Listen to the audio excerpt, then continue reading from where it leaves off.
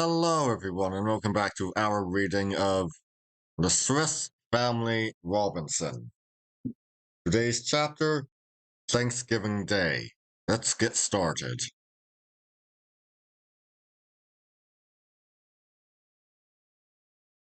It took some time to recruit our strength after this long and fatiguing expedition, and then we vigorously resumed the task of finishing the canoe.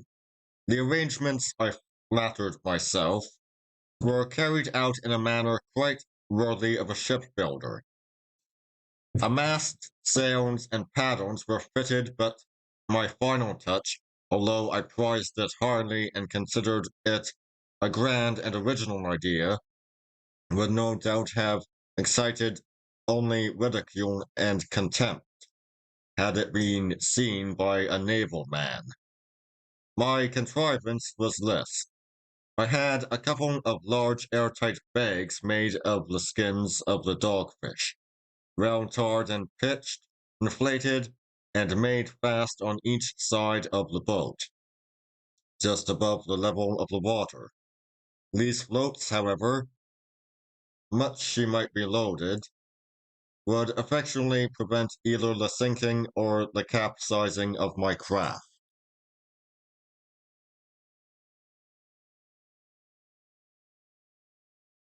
I may as well relate in this place what I omitted at the time of its occurrence. During the rainy season, our cab presented us with a bull calf, and that there might never be any difficulty in managing him, I, at a very early age, pierced his nose and placed a short stick in it, to be exchanged for a ring when he was old enough. The question now came to be, who should be his master, and to what should we train him?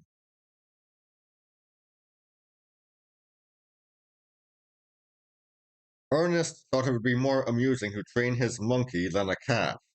Jack, with a buffalo and his hunting jackal, had quite enough on his hands.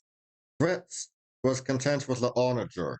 Their mother was voted mistress of Grizzle the old donkey, and I myself being superintendent in chief of the whole establishment of animals, there remained only little Franz to whose special care the calf could be committed.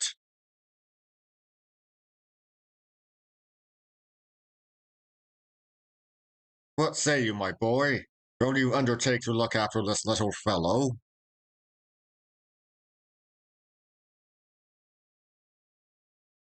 Oh, yes, father, he replied. Once you told me about a strong man, I think his name was Milo, and he had a tiny calf, and he used to carry it about everywhere. It grew bigger and bigger, but still he carried it often, till at last he grew so strong that when it was quite a great big ox, he could lift it as easily as ever. And so, you see, if I take care of our wee calf and teach it to do what I like, perhaps when it grows big, I shall still be able to manage it. And then, oh, Papa, do you think I might ride upon it?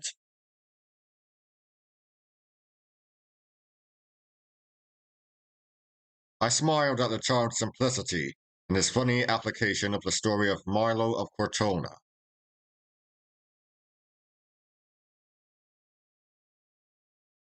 The calf shall be yours, my boy. Make him as tame as you can, and we will see about letting you mount him some day. But remember, he will be a great bull long before you are nearly a man. Now, what will you call him?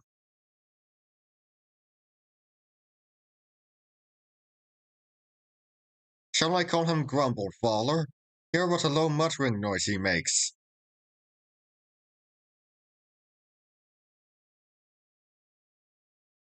Grumble will do famously.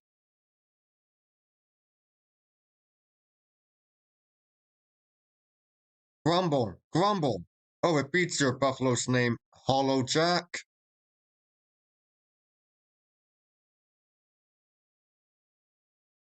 Not a bit, said he. Why, you can't compare the two names.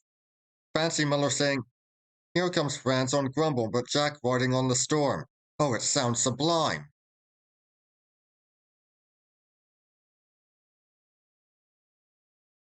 We named Juno's two puppies Bruno and Fawn, and so ended this important domestic business.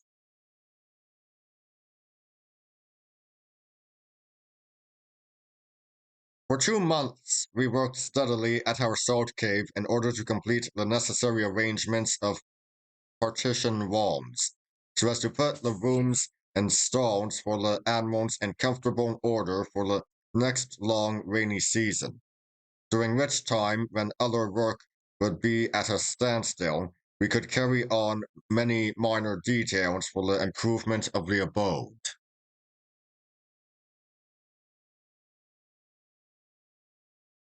We leveled the floors first with clay, then spread gravel mixed with melted gypsum over that, producing a smooth, hard surface, which did very well for most of the apartments. But I was ambitious of having 1 or 2 carpets, and set about making a kind of belt in the following way. I spread out a large piece of sailcloth, and covered it equally all over with a strong liquid made of glue and isinglass, which saturated it thoroughly. On it, we then laid wool and hair from the sheep and goats, which had been carefully cleaned and prepared, and rolled and beat it until it adhered tolerably smoothly to the cloth. Finally, it became, when perfectly dry, a covering for the floor of our sitting room by no means to be despised.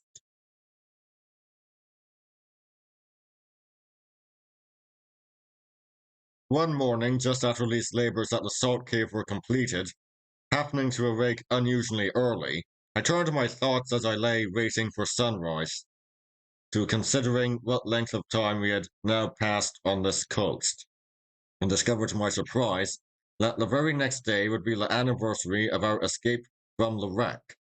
My heart swelled with gratitude to the gracious God who had then granted us deliverance, and ever since had loaded us with benefits, and I resolved to set tomorrow apart as a day of thanksgiving, in joyful celebration of the occasion.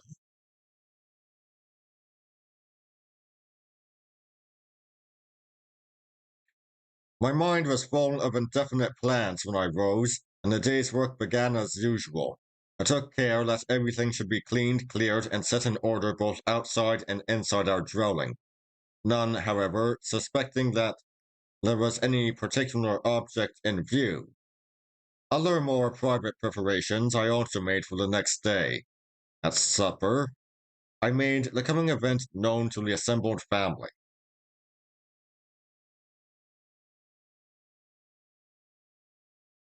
Good people, do you know that tomorrow is a very great and important day? We shall have to keep it in honor of our merciful escape to this land and call it Thanksgiving Day.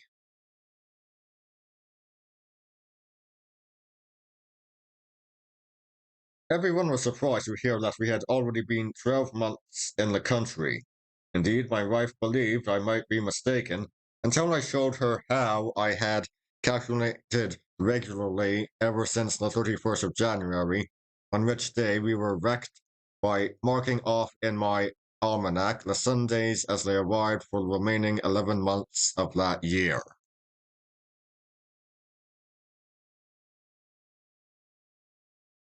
Since then, I added, I have counted 31 days. This is the 1st of February.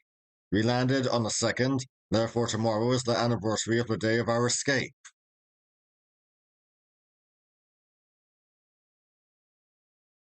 Before they went to sleep, I could hear my boys whispering among themselves about Balor's mysterious allusions to next day's festival and rejoicing.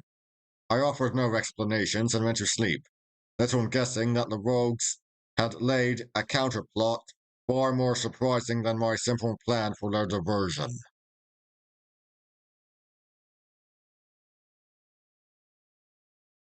Nothing less than war of artillery startled me from sleep at daybreak next morning. I sprang up and found my wife as much alarmed as I was by the noise. Otherwise, I should have been inclined to believe it fancy.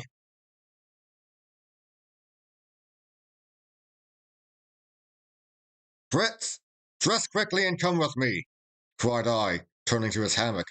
Lo, it was empty. Neither he nor Jack was to be seen.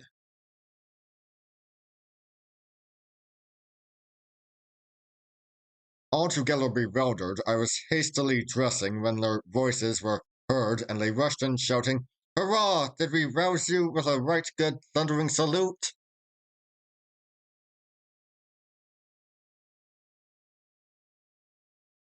But perceiving at a glance that we had been seriously alarmed, Fritz hastened to apologize for the thoughtless way in which they had sought to do honor to the day of Thanksgiving, without considering that an unexpected cannon shot would startle us unpleasantly from our slumbers.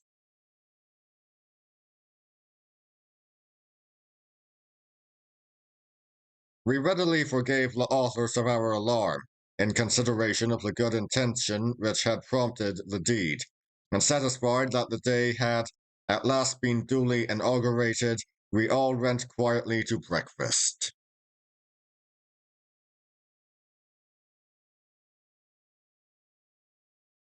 Afterward, we sat together for a long time, enjoying the calm beauty of the morning and talking of all that had taken place on the memorable days of the storm a year ago.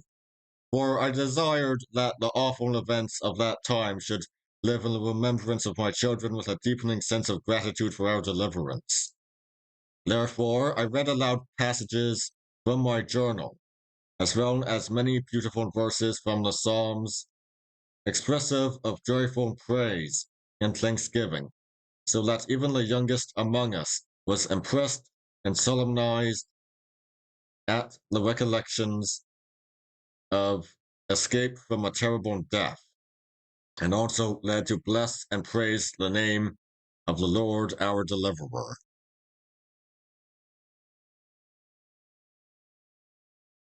And that would be all for today. I'll see you all next time. See ya!